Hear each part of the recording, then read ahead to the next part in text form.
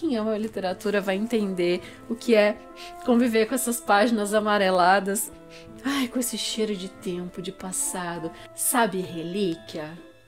Aquelas que brilham diante dos olhos. Então, eu fui presenteada com essa relíquia, esta coleção cinquentenária de livros do Machado de Assis, dessas coleções com capa de couro e letras douradas. Só quem toca, só quem tem, sabe o quanto é gostoso se envolver com um livro antigo assim. Essa edição é de 1975, ou seja, faz 50 anos que esses livros estão rodando por aí, sendo lidos, sendo apreciados, e agora eis que chegam às minhas mãos. A coleção é feita por Memorial de Aires e Ressurreição, por Dom Casmurro e A Mão e a Luva, Memórias Póstumas de Brás Cubas, Quincas Borba, Esaú e Jacó, Relíquias da Casa Velha e ainda a duplinha Yaya Garcia e Helena. Eu vou estar lendo nas próximas semanas cada um desses livros e tá trazendo os vídeos aqui no meu canal no YouTube. E para começar foi Yaya Garcia, que é aquela moça atrelada entre o mistério do futuro que unia-se ao mistério do passado.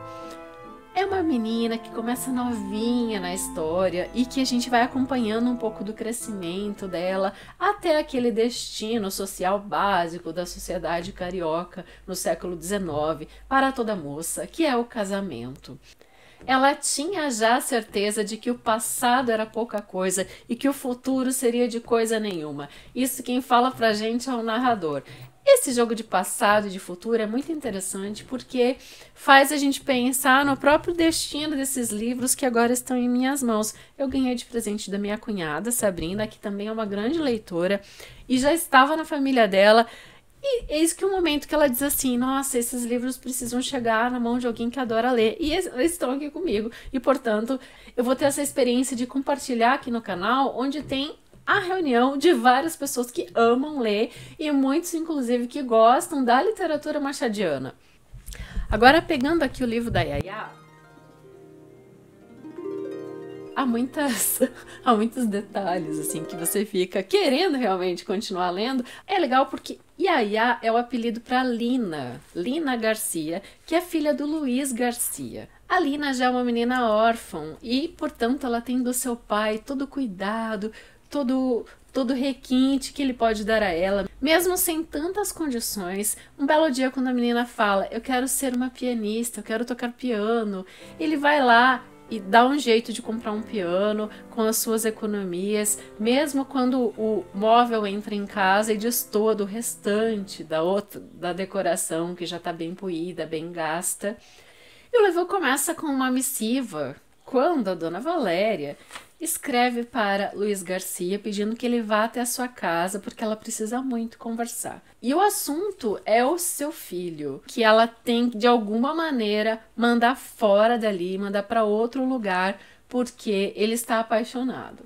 Então a gente vai receber na leitura de Yaya Garcia muitas premissas que eram caras à sociedade, em especial a sociedade carioca do século XIX, onde o casamento era sempre uma pauta, né? Essa questão das relações sociais e com quem vai ser esse casamento, se alguém influente ou não, se alguém importante ou não, e em que condições isso vai se realizar, com dote, é sempre fundamental nessa época.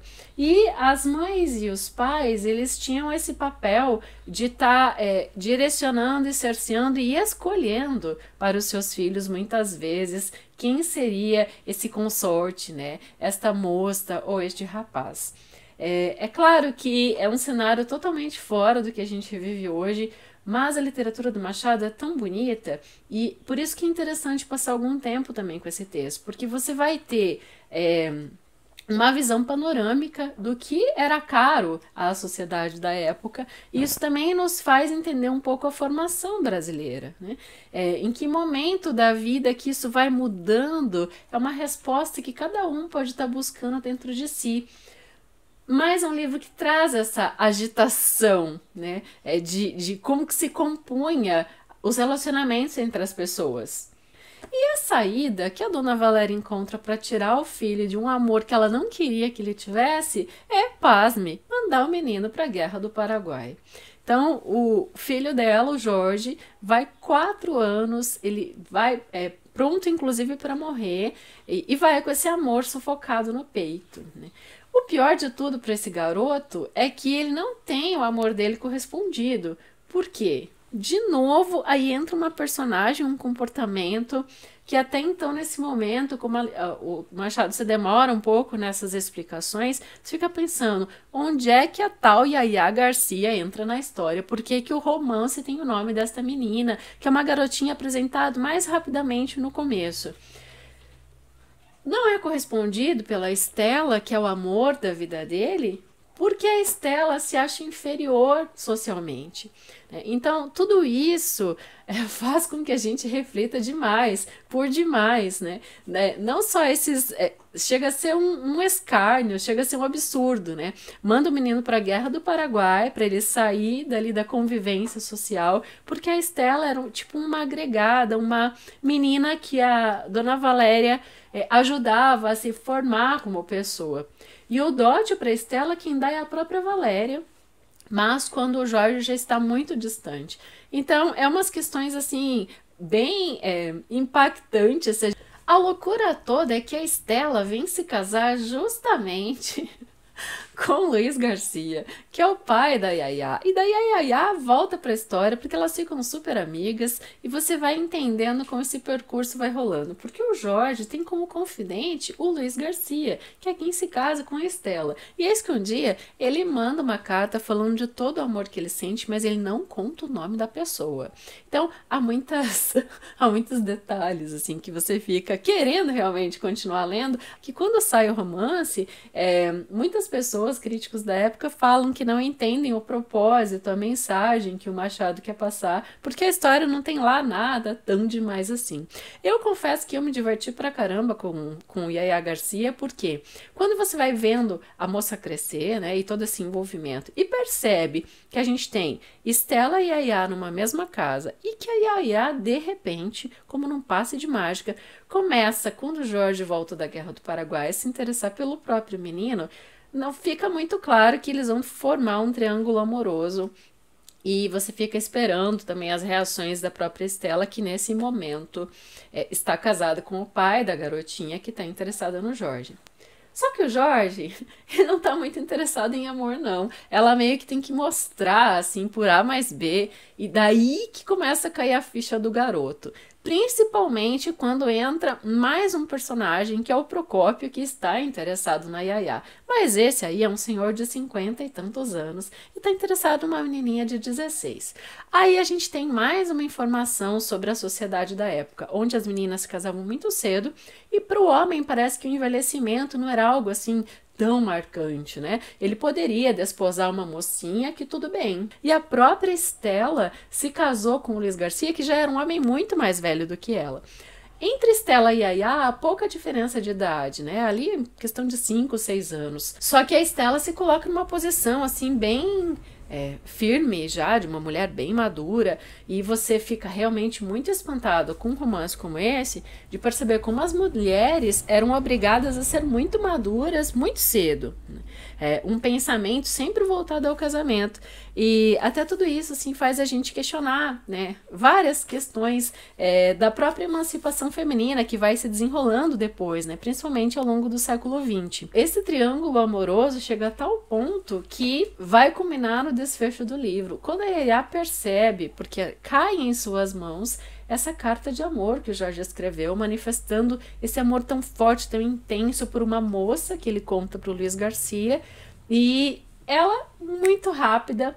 O que eu gosto da Yaya é a forma como ela é uma menina muito decidida. Ela é resoluta, ela sabe o que é interessante para a vida dela e o que não é. E ela, assim, fala as coisas bem na bucha, arretada, digamos assim. E aqui tem um trecho que eu estava falando da beleza da escritura do Machado, que esse é um dos romances ainda da fase, é o último romance da fase romântica do Machado, antes dele mudar para essa fase mais realista dos demais romances que a gente vai chegar aqui. Mas olha o trecho. Yaya olhou a princípio com curiosidade, depois com espanto, até que os olhos luziram de sagacidade e penetração. O estilete que eles escondiam desdobrou a ponta aguda e fina e estendeu-a até ir ao fundo da consciência de Stella. Era um olhar intenso, aquilino, profundo, que palpava o coração da outra, ouvia o sangue correr-lhe nas veias e penetrava no cérebro salteado de pensamentos vagos, turvos, sem ligação. Yaya adivinhou o passado de Stella, mas adivinhou demais. Galgou a realidade até cair no possível, supôs um vínculo anterior ao casamento, roto contra a vontade de ambos, talvez persistente, malgrado aos tempos e às coisas. Tudo isso viu uma simples inocência de 17 anos. Seu pensamento cristalino e virginal, nunca embaciado pela experiência, ignorava até as primeiras cismas de donzela. Não tinha ideia do mal, não conhecia as vicissitudes do coração. Jardim fechado, com a esposa do cântico, viu subitamente rasgar-lhe uma porta, e esses 10 minutos foram a sua puberdade moral. A criança acabara, principiava a mulher. Esse trecho está na página 86 desta coleção. Isso é esplêndido. Com isso, eu espero que você siga me acompanhando na leitura dos próximos livros, sempre trazendo algumas questões aqui. Yaya Garcia, apesar de ser bem fora de contexto, é um romance assim que hoje não se encaixa de fato assim na sociedade que a gente vive hoje, na forma como a gente constrói as relações sociais. Contudo, é um cenário nítido, real, e que levava muito entretenimento para as pessoas por meio dos folhetins no século XIX. Por isso que é muito interessante. Esse romance foi publicado originalmente em 1878. Sabe o que é muito curioso, já que eu estou falando dessa coleção que eu ganhei de presente? O dono original da coleção escreveu aqui, colocou a data em que ele adquiriu o livro, 18/8/1978. É exatamente um século depois da publicação do livro. E eis que 50 anos depois cai na minha mão. Então, é só curtir. Só quem ama a literatura vai entender o que é conviver com essas páginas amareladas. Ai, com esse cheiro de tempo, de passado, assim como o Yaya. Mas não sejamos assim, como esse narrador imaginava. Certeza de que o passado era pouca coisa. O passado é coisa demais.